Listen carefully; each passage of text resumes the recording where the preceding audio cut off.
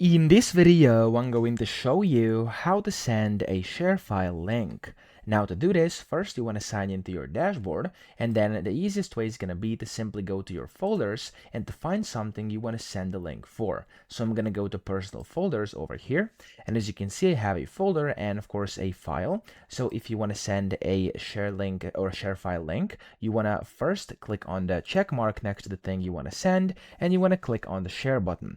If you're doing this for folders, you're sharing bundles as they call it over here, and of course you can go and click on send to specific people, and you'll be able to of course encrypt the email and typing in who are you sending to, the subject and the message as well, and then hit the send button.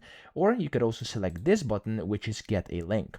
Now if you choose get a link option, you're going to get the link, and of course you can then copy it, which is going to be done automatically as well, and you can go and of course send it to whoever you want via email, text, SMS, any platforms, whatever you want to use. Okay, that's going to be the first way.